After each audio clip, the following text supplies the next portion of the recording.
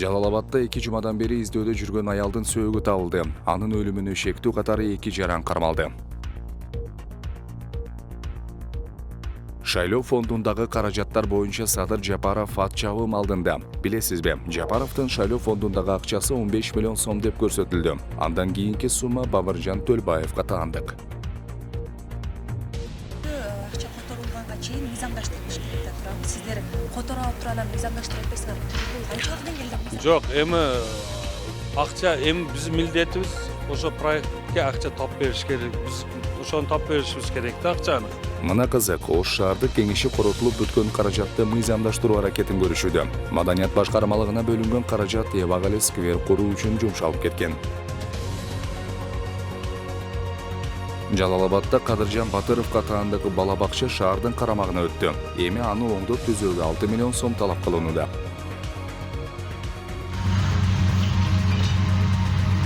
Баткенде мектепте өрт чыкты.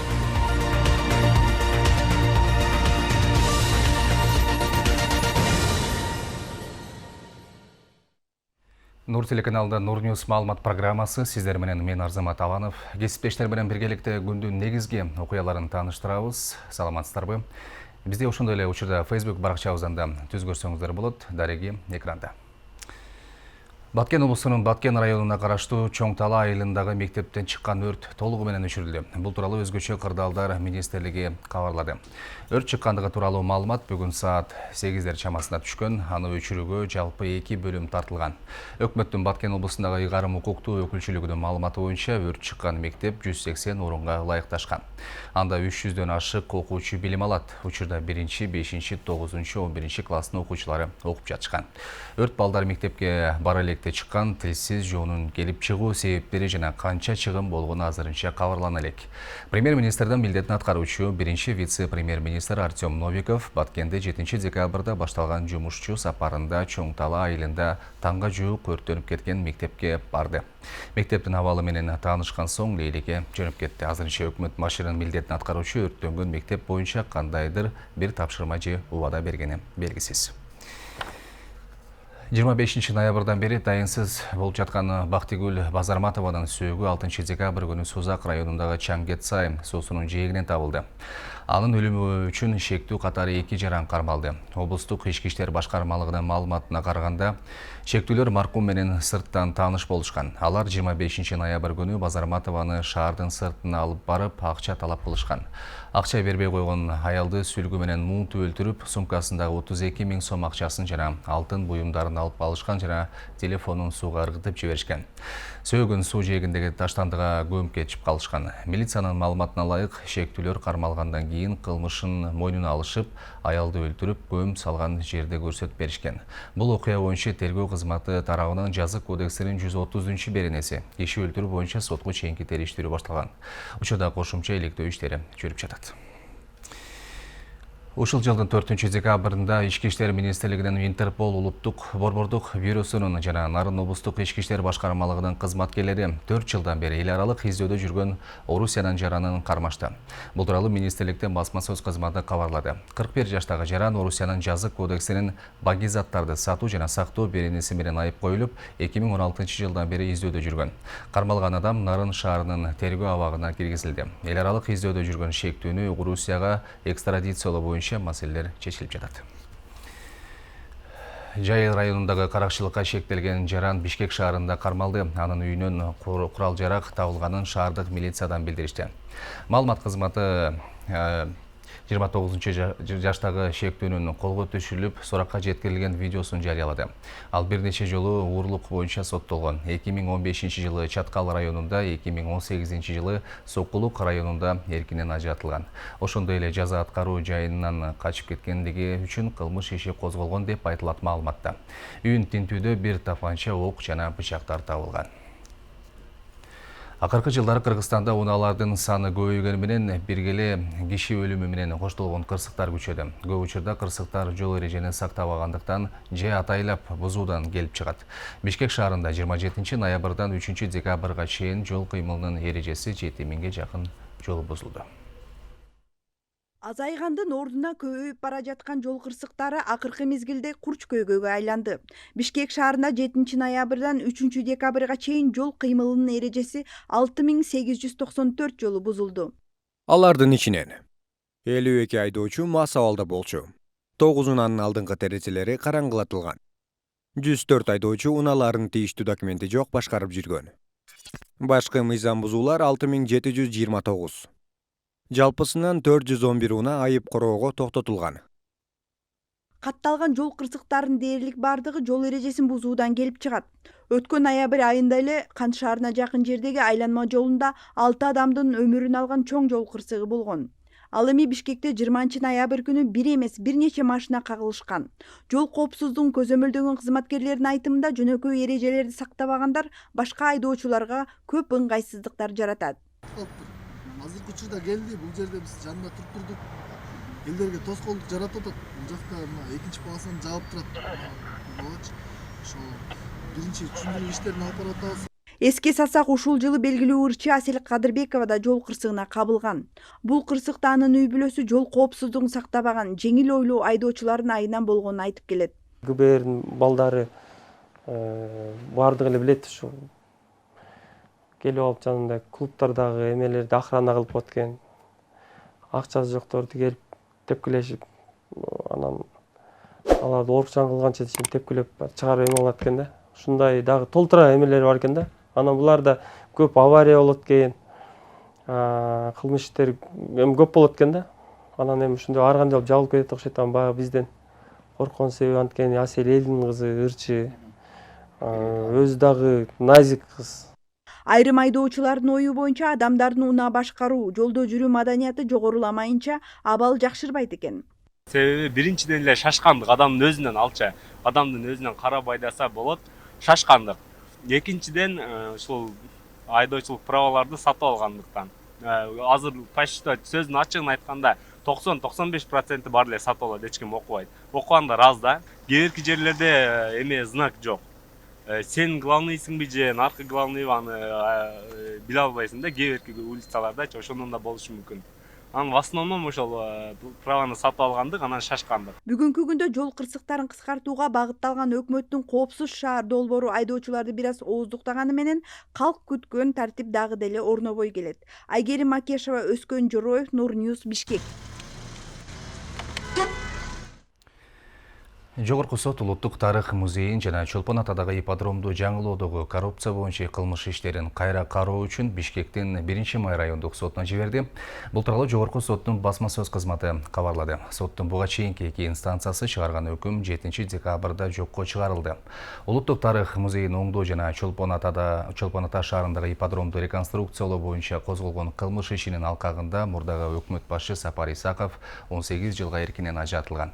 Ал эми президенттин аппараты жарандык өнүктүрүү, диний жана улуттук саясат бөлүмүнүн мурдагы жетекчиси Мира Карабаевага кызмат абалынан кыянат пайдалануу беренеси менен күнөөлүү деп табылып, 260 000 сом айып пул салынган. Тарых музейи менен ат майданды реконструкциялоого байланышкан иш боюнча мурунку 6 чиновникке 303 берене менен айып тагылган. Мамлекетке келтирилген жалпы чыгым 247 миллион сом болгон, анын ичинен 101 миллион сом музейге, 145 миллион сому ат майданга тиешелүү. Сапар Исаков учурда кайда экени белгисиз, ага эл аралык издөө жарыяланган. 6 октябрга караган түнү Бишкекте болгон баш аламандык учурунда абактан бир топ саясатчы чыгарылган. Кыргызстандын мурдагы вице-премьер-министри Стайырбек Сарпашев 530 гектар жерди мамлекеттин балансына кайтарып берди. Бул тууралуу экономикалык кылмыштарга каршы күрөшүү боюнча мамлекеттик кызмат кабарлады.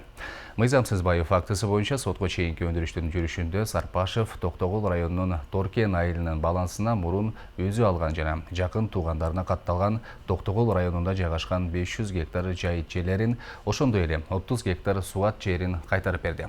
Финансы полициясынын органдары Токтогул районунун районунун Торкен айылынын муктаж, аз камсыздалган жашоочуларына кайтарылып берилген жерлерди андан ары бөлүштүрүү процессин көзөмөлгө алат деп айтылат маалыматта. Финансы полициясы сотко чейинки өдүрүштүн алкагында Тайырбек Сарпашевдин мүлкүнүн калган бөлүгүн мыйзамдуулугу боюнча текшерүүнү улантууда. Тайырбек Сарпашев 2012-2014 жылдары вице-премьер-министр, 2014-2015 жылдары биринчи вице-премьер-министр болгон. 2015 жылдын ноябрь айынан 2017 жылдын июнь айына чейин мамлекеттик каттоо кызматын жетектеген.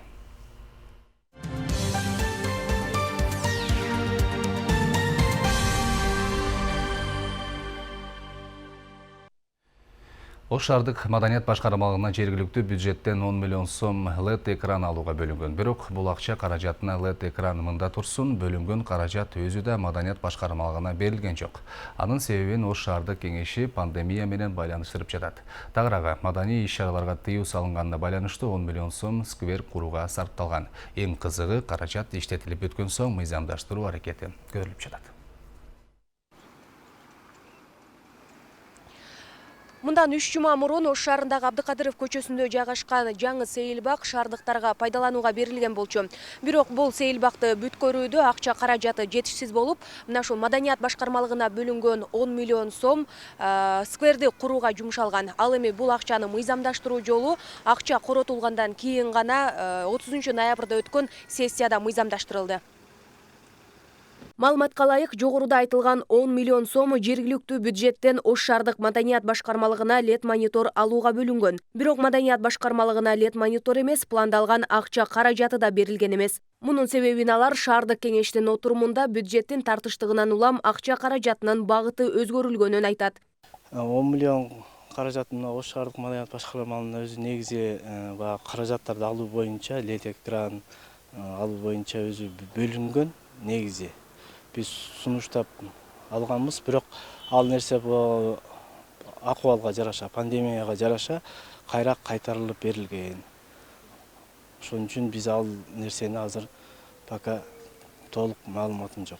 Сейилбактын долбоордук баасы 36 миллион сомду түзүп, тендерден Билтрейд курулуш компаниясы 29 миллион 480 миң сомго утуп алган. Бирок сквердин курулушу башталганда шаардык бюджеттен 8 миллион 300 сом гана бөлүнгөн. Ал эми калган каражат иштин жүрүшүндө башка тармактан үнөмдөлүп берилген. Тагыраагы маданият башкармалыгына алына турчу LED монитордон үнөмдөлгөн. Өзү акча которулганга чейин мыйзамдаштырылыш керек да турабы. Сиздер котор алып туруп анан мыйзамдаштырып атпайсыңар. Бул канчалык деңгээлде мыйзам? Жок, эми акча биздин милдетибиз ошо проектке акча тап бериш керек. Биз ошону тап беришибиз керек да акчаны. Жок, кийин эмес, биз кийин эмес болуп атат.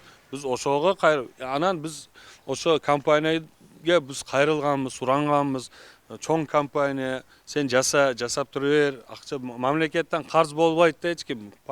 Акчаны алат да, бүгүн болбосо эртең алат да мамлекеттен. Ошого сурандык, ошону бүтүр бер десек, жок дебестен бүтүр берди, акча маселесин чечип атабыз азыр.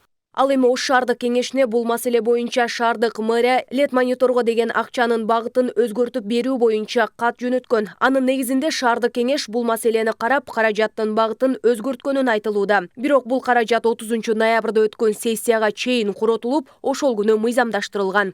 Ооба, LED экранга деп бергенбиз 10 миллион сом акча, ошону мэрия тарабынан кат түшкөн шаардык кеңешке. Ошонун багытын өзгөртүп берик боюнча. Быйыл өзүңөр жакшы билгендей пандемия болгондугу үчүн андай нерселерге көңүл бөлүнбөй калды. Ошол акчаны ошол Абдыкадыров көчөсү, эгерде адаспай аткан болсом, ошол жерде акча жетпей калды, 29 миллионго тендер өткөн дегенден биз 10 миллион сомду карап бергенбиз. Анан мыйзамдаштырылган боюнча мен так айтып коеюн. Комитетте каралат. Комитетте каралгандан комитеттен өтсө сессияга сунушталат. Сессиядан өткөндөн баштап 80 токтом менен мыйзамдуу болуп эсептелинет. Мэрия алып биз бөлүп берген акчаны кайсы күнү кандай кылып бөлүп каяка иштетти, аны мен так айтып бере албайм. Менин оюм боюнча ушу сессиядан кийин иштетсе керек. Алсак сквердин ордунда буга чейин мыйзамсыз да, мыйзамдуу да күркөөлөр болгон. Аларга түшүндүрүү иштери жүргүзүлүп, соттук процедуранын алкагында маселе чечилген. Ошондой эле кээ бир күркөөлөр мыйзамдуу болгонуна байланыштуу аларга атайын жер бөлүнүп, компенсация төлөнүп берилген. Айганыш Туратбек кызы, Адилет Нышанбаев, Нурньюз. Борбордук шайлоо комиссиясы 2020 жылдын 4 декабрына карата президенттикке талапкерлердин шайлоо фондуларына канча каражат түшкөнүн жана кандай чыгымды алганын кабарлады. Учурда 20 талапкер бар, алардын шайлоо фондуна жалпы 44 миллион 787 миң сом келип түштү, анын 26 миллион 368 миң сому жумшалды. Тизмени карасак, эң көп сумма талапкер Садыр Жапаровдун фондуна чогулган, ал 15 миллион сом деп көрсөтүлдү. Анын 1 миллион сом ашууну сарпталган. Андан кийин Бабыржан Төлөбаевдин шайлоо фондуна 5 миллион сомдон ашык каражат чогулткан. Эскерте кетсек, Борбордук шайлоо комиссиясы президенттикке аттанган 13 талапкерлердин документтерин кайтарып берди. Бул тууралуу аталган мекемеден билдиришти. 7 декабрдан тарта Ош шаарында патрулдук милиция иштей баштады. Учурда Ош шаарындагы 11 көчмө топ жана 30 жөө кайгул кызматкери 2 мөөнөттө иштеп жатышат. Алар эртең мененки саат 8:00 баштап 102 кызматына чакыруу түшкөн маалда окуя катталган жерге барышат. Ал эми жөө жүрүүчү кызматкерлер өздөрүнө бөлүнүп берилген аймактагы коомдук коопсуздукту көзөмөлгө алышат. Ош шаарындагы патрулдук милиция жеке эле жол коопсуздугуна эмес, жалпы коомдук коопсуздукка көзөмөл кылат. Милиция дайыма кыймылда болуп, өзүнө бекитилген аймакты кытырып, мыйзам бузууларды каттап, кылмыштуулуктун бетин ачып, жарандарга укуктук тейлөө кызматтарын көрсөтүшөт. Ош шаарындагы коомдук транспорттарда электрондук төлөө долбоору ишке киришкенине 2 жылдын жүзү болду. Айтсак, 684.100 евро сарпталган долбоор канчалык жемишин берген. Негизи эле шаар тургундары смарт картасын пайдаланышабы? Кабарчыбыз ал ушул суроого жооп издеп көрдү. 2 жыл мурун ушул Ош шаарындагы коомдук транспорттарды электрондоштуруу максатында атайын долбоор ишке ашкан. Ал үчүн атайын андай көмүктүгө турган валидатор аппараттарын чет өлкөдөн алышкан. Буга жалпы жолунан 600 миңден ашуун евро акча каражаты сарпталган. Коомдук транспорттарда пайдалануучу смарт карталардын иштен чыгып калуусу көп кездешип жатканын 13-катта маршрутун башкарган айдоочусу айтып берди. Мындай учурда текшертип алууну сунуштаганы менен аткарбай жатат деп жүргүнчүлөрдү айыптайт ал. Көп карталар иштебей атат. Иштебегендерге айтсак, эскертип койсок, аны меме кылбайт аталар. Барып гаражга барып текшерткиле деген ишканага барып. О карталары биразлар мемеден чыгып кетип атат да программадан. Ал пенсиялерден карталар. Ошолорду айтабыз, эскертип коюп атабыз. Барып текшерткиле деп.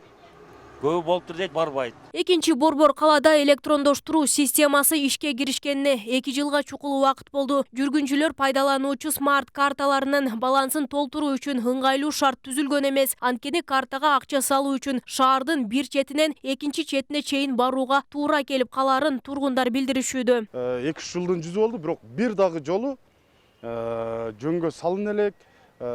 Качан болсун сурасаң, ошол автовокзалга, троллейбус паркка барып, ошол жерден гана саласыздар акчасын дейт.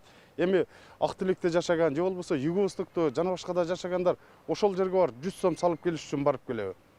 Ошол жөн эле, бул мен ойлоймун, троллейбустун баасын 10 сомго же болбосо автобустун баасын көтөрүүнүн эле бир жолу болуп калгандай сезилет да бүгүнкү күндө. Картасы жокторго 10 сом, ал эми карта менен жүргөндөргө 8 сом 6 сом деген жазуулар бар. Жогорудагы көйгөйлөрдүн жаралуусун тиешелүү кызматтагылар интеграция менен түшүндүрүп жатышат. Бул боюнча учурда келишим түзүлүп жатыптыр. Биздин договорубузда неме көрүлбөй калган экен, интеграция башка электрондук капчыктар менен интеграциясы көрүлбөй калган экен. Ошол себеби эле бизге бир аз созулуп калды.